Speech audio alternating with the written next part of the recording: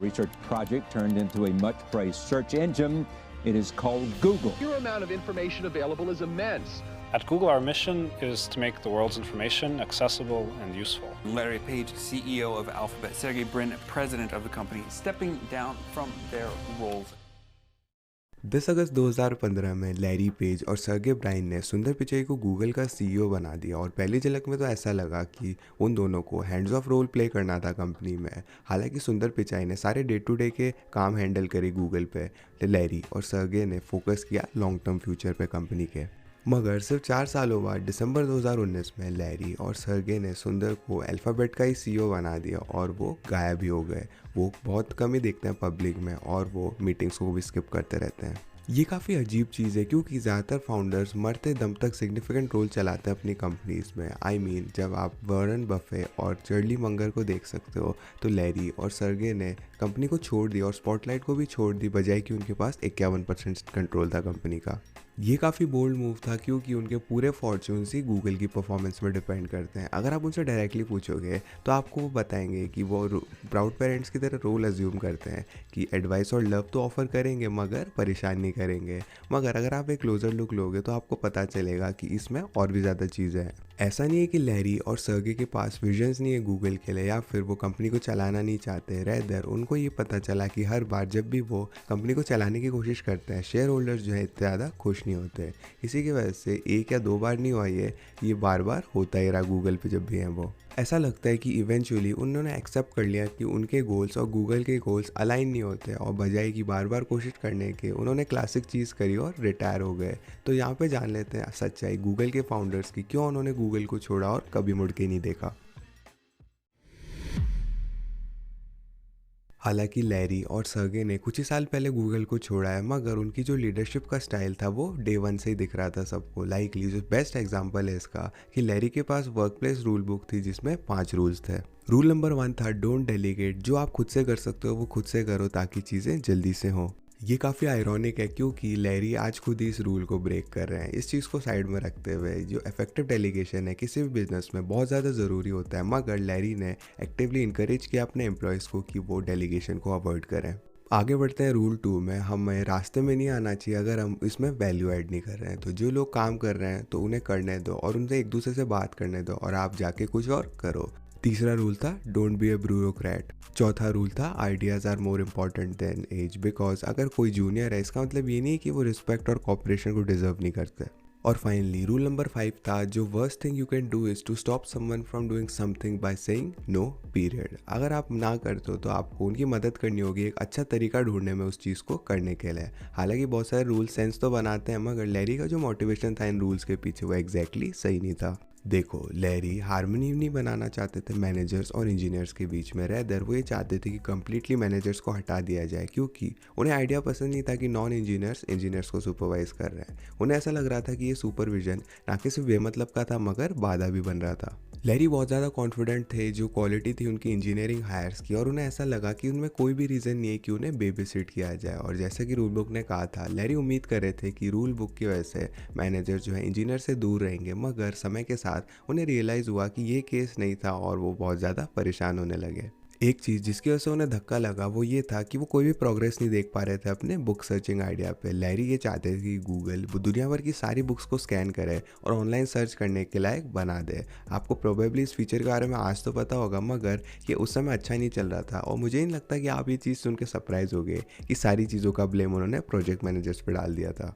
बजाय कि मीटिंग रखना मैनेजर्स के साथ जैसे कि एक रीजनेबल सीईओ करता है, उन्होंने टाउन हॉल स्टाइल मीटिंग रखी सारे मैनेजर्स और इंजीनियर्स के साथ जुलाई 2001 में और उन्होंने आगे जाके सारे मैनेजर्स को इंसल्ट करी सब लोगों के सामने और उसके बाद उन्हें फायर कर दिया। मगर लैरी के सरप्राइज के लिए कोई भी फायर नहीं हुआ मगर वो खुद ही हो गए। जैसा आपने सोचा होगा प्रोजेक्ट मैनेजर्स खुश नहीं थे इस चॉइस से ऑब्वियस रीजंस की वजह से, मगर ये प्रोजेक्ट मैनेजर्स नहीं थे जो कि नाखुश थे। बहुत सारे इंजीनियर्स जो थे वो भी कन्विंस नहीं थे इस मूव से। एक इंजीनियर्स ने तो लैरी पे चिल्ला भी दिया था ये कहते हुए कि जो भी वो कर रहा है वो पागलपन है और टोटली अनप्रोफेशनल है। गूगल की human resources boss Stacy Sullivan ने इस इशू को गूगल के चेयरमैन एरिक स्मिथ को बताया जो कि शेयर होल्डर्स के द्वारा वहाँ रखे गए थे। एरिक ने ऑफ कोर्स मैनेजर्स की साइड ली और इसकी वजह से ज़्यादातर मैनेजर्स वापस आ गए। लैरी को गूगल के पद से सीईओ के हटा दिया गया और एरिक ने इस रोल को ले लिया ताकि लैरी और सर्गे को सुपरवाइज कर सके। अब कह लेते हैं लैरी बहुत ज़्यादा नाखुश थे इस चीज़ से। फॉर्चुनेटली एरिक के लिए उन्हें ज़्यादा बेबी सिटिंग नहीं करनी पड़ी अगले कुछ सालों में, क्योंकि लैरी और सर्गे ने ज़्यादा कुछ चीज़ें करी नहीं है जिसकी वजह से ऑपरेशंस में दिक्कतें हो गूगल में। इंस्टेड उन्होंने बहुत सारी एक्वेशंस करी जिन्होंने काफ़ी कमाल का काम किया। सबसे पहले उन्होंने एंड्रॉयड की एक्वेशन करी 2005 में जिसमें गूगल को $50 मिलियन लगे। लैरी ने एक्चुअली एक्वेशन को कंप्लीट कर लिया था एरिक को बिना बताए, मगर उन्हें कोई भी दिक्कत नहीं हुई। एरिक के पर्सपेक्टिव से गूगल ऑलरेडी $100 बिलियन की कंपनी थी। अगर $50 मिलियन लैरी को ऑक्यूपाइड रखते हैं और उन्हें कंपनी में खराब डिसीजन लेने से रोकते हैं तो ये काफ़ी अच्छी चीज़ थी और एग्जैक्टली यही हुआ। और अगले कुछ सालों में लैरी और सर्गे ने काफ़ी कमाल की एक्विजिशंस करी और उनके क्रेडिट के लिए उनकी एक्विजिशन एक्सट्रीमली सक्सेसफुल हुई, जैसे यूट्यूब। और इन एक्विजिशन के साथ ही वो सुपर बिजी थे उनके खुद के प्रोजेक्ट पे जिसका नाम था मूनशॉट फैक्ट्री।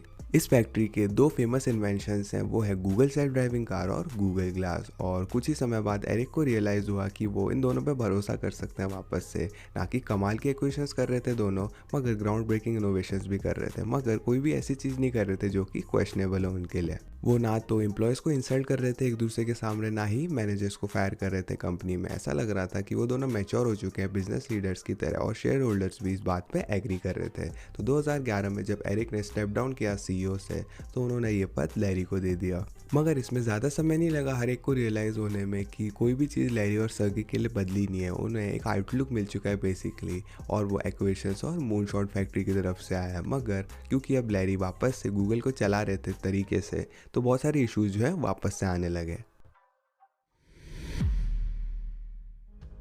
एक कॉमन थीम है लैरी के लिए कि उन्हें सिंपली निगरानी रखना पसंद नहीं है। ओरिजिनली उन्हें मैनेजर्स पसंद नहीं थे जो कि इंजीनियर्स पे निगरानी रखते थे, मगर गूगल क्योंकि वो पब्लिक नहीं थी उस समय, मगर अब क्योंकि गूगल पब्लिक हो चुकी थी उनका सबसे बड़ा कंसर्न ये था कि इन्वेस्टर जो है निगरानी रखते हैं गूगल पे, मगर ये इमीडिएटली तो टैकल नहीं कर सकते थे इस इशू को, क्योंकि ये कारण था जिसकी वजह से 1 दशक पहले उन्हें निकाल दिया गया था क्योंकि एम्प्लॉयज़ उनकी तरफ नहीं थे। तो इस बार वो लोग इन्वेस्टर के साथ आने वाले थे इससे पहले कि वो कोई भी बड़ी चीज़ के साथ बदलाव करते हैं, और इसने इन्वेस्टर्स को चीज़ें देने से शुरुआत करी जिसमें आई सबसे पहली सस्टेनेबल ग्रोथ।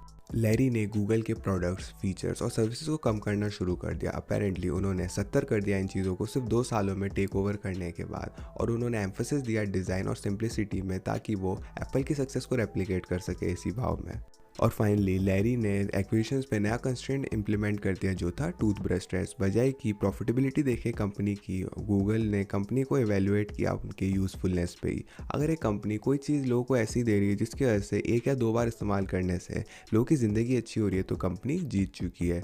मगर अगर वो नहीं करती है तो लैरी जो है कंपनी को नहीं खरीदेंगे कितनी भी अच्छी उनकी ग्रोथ हो। हालांकि डेफिनेटली पूरी तरह से सही नहीं थी, मगर इसने काम किया था। गूगल के रेवेन्यूज़ ग्रो कर रहे थे, उनके प्रॉफिट ग्रो कर रहे थे, और मोस्ट इंपॉर्टेंट उनकी स्टॉक प्राइस भी ग्रो कर रही थी। इन्वेस्टर्स वापस से लैरी पे भरोसा करने लगे थे, मगर इसमें ज़्यादा समय नहीं लगा लैरी को कि चीज़ों को वापस से अलग जगह ले गए गूगल आइलैंड के साथ। अगर आपने गूगल आइलैंड के बारे में नहीं सुना तो एसेंशियली लैरी का आइडिया था कि गूगल को दूर लेके जाए, ना कि फिजिकली मगर मेटामॉर्फिकली। उन्होंने चाहते थे कि गूगल को फ्रीडम मिले, ना कि सिर्फ इन्वेस्टर से मगर गवर्नमेंट के रेगुलेशन से भी। उनमें से एक प्रपोज आइडिया ये था कि जो भी लॉस 50 सालों से ज़्यादा पुराना है वो टेक कंपनीज पे काम नहीं करेंगे, और जो टेक क्रंच ने इसे इस तरह से कहा, Larry wanting the earth to have a mad scientist island that was run by Google. हालांकि ये काफ़ी कूल लगता है थ्योरी में, मगर ये बहुत ज़्यादा अनरियलिस्टिक है। गूगल आइलैंड ना कि सिर्फ गूगल को उनके बैरियर्स ऑफ इनोवेशन से फ्री कर देगा, मगर उनको अकाउंटेबिलिटी से भी फ्री कर देगा। अगर ना ही गवर्नमेंट ना इन्वेस्टर गूगल को जिम्मेदार ठहरा पाएंगे तो कौन ठहरा पाएगा। ऑब्वियसली लैरी को बिलीव था कि वो गूगल को जिम्मेदार ठहरा पाएंगे, मगर ये जो ज़्यादा उनका सपना ही बन के रह गया। इस आइडिया को पिच करने के बाद डजन्स ऑफ पब्लिकेशंस ने लैरी पे इल्ज़ाम लगा दिए कि कम्प्लीटली आउट ऑफ टच है रियलिटी से वो, और ऑलमोस्ट उन सब ने एक ही सवाल पूछा कि क्या ये इस तरह का इंसान है जिसको गूगल को इंचार्ज बनाया जा रहा है। किसी ने भी लैरी को फायर तो नहीं किया अपनी पोजीशन में दूसरी बार, मगर लैरी को एक रियलाइजेशन हो गई थी कि गूगल जो है कभी भी वो नहीं बन सकता जो वो चाहते हैं। इसका मतलब ये नहीं कि गूगल सक्सेसफुल नहीं होगा या फिर बहुत सारा पैसा नहीं कमाएगा, क्योंकि दोनों चीज़ें तो वो कर रहा है अभी भी। मगर इसका मतलब ये था कि गूगल कभी भी एक ग्राउंड ब्रेकिंग रिसर्च इंस्टीट्यूशन नहीं बन सकता था, जो कि लैरी और सर्गे चाहते थे डे वन से ही। लैरी और सर्गे जो है कभी भी ट्रेडिशनल टेक फाउंडर्स नहीं थे, वो आपके क्लासिक कॉलेज ड्रॉप आउट्स नहीं थे जो कि दुनिया को बदल के अमीर बनना चाहते थे। वो लोग एक्चुअली पीएचडी स्टूडेंट्स थे जिन्होंने गूगल को फाउंड किया था रिसर्च प्रोजेक्ट की तरह, और हालांकि फाइनेंशियल साइड पे तो है वो गूगल की, मगर वो ये नहीं चाहते कि गूगल अपनी आइडेंटिटी को लूज़ कर दे रिसर्च इंस्टीट्यूशन की। मगर अब तक तो ये चीज़ क्लियर है, इन्वेस्टर जो है इस चीज़ पे केयर नहीं करते जब तक कि कोई भी प्रॉफिट नहीं आता इस चीज़ से। और एट द सेम टाइम दोनों लैरी और सर्गे दोनों सिग्निफिकेंट पर्सनल चैलेंजेस फेस कर रहे हैं, क्योंकि लैरी स्ट्रगल कर रहे हैं वोकल कॉर्ड पैरालिसिस से अपनी पूरी अडल्ट लाइफ में, और चीज़ें और ख़राब हो रही है अर्ली 2010 से। और ये चीज़ एक्सपेशली डिफ़िकल्ट बना देती है लैरी को कि किसी भी इंटरव्यूज़ में, अर्निंग कॉल्स में और बाकी पीआर इवेंट्स में आए, जो कि इंपॉर्टेंट होते हैं किसी भी पब्लिक कंपनी सीईओ के लिए।